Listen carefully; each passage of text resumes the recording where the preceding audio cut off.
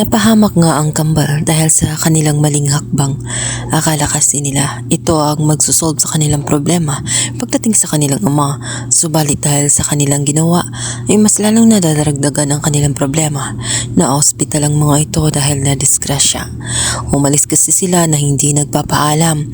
Bukod pa roon ay nasundan sila ng tauhan nga ni Bea kung saan plano nito na madisgrasya nga sila at dito nga ay binayaran pa ang naturang driver para lamang palitan ng gulong at nang sa ganun mag-iba ang destinasyon nila. Hindi kasi nakaget over itong si Bea matapos nga siyang parusahan itong si Rosel.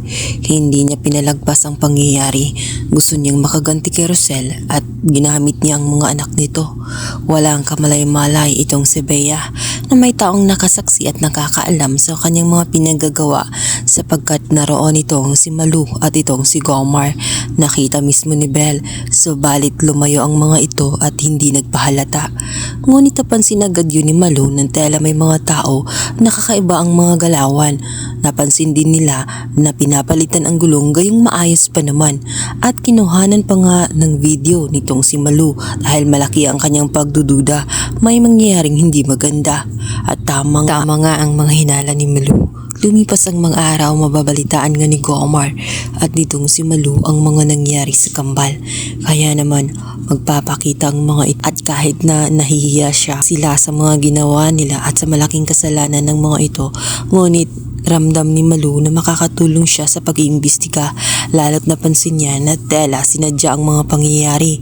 Isang kakaibang mga tao ang kanyang nakita roon at naisip ni Malu na makakatulong sa pag-iimbestiga ng mga pulis ang mga larawan ng mga tao na kahina-hinala ang mga kilos na siyang nagpalit ng mga gulong gayong maayos pa ang mga. Kaya naman hindi na nagsayang pa ng oras itong si Malu at si Gomar.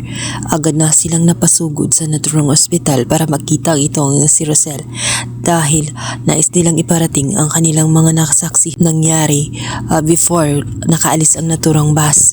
Tingin ni Malu ay makakatulong ito kay Rosel. Naisip kasi ng mag-asawa na maaring ito ay magiging dahilan upang mabawas-bawasan ang kanilang mga kasalanan.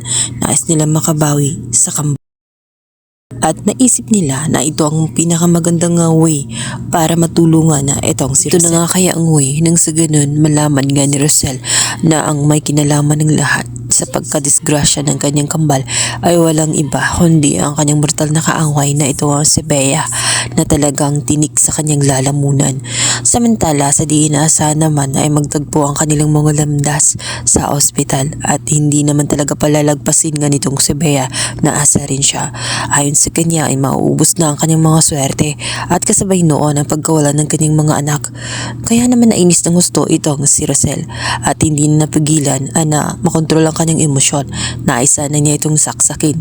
Ayon sa kanya bago pa mangyari yun ay uunahin na munang mawala ang tinik sa kanilang pamilya. Walang iba kundi yung kanyang kaharap na si Bea. Ayon sa kanya, sa oras na mapatunayan na may kinalaman nga itong si Bea sa pagkadisgrasya ng naturang kambal ay natitiyak ni Rosel na sa kulungan ng kanyang bagsak at hindi na niya ito gagawing biro sapagkat hindi niya hayaang makalabas pa itong si Bea.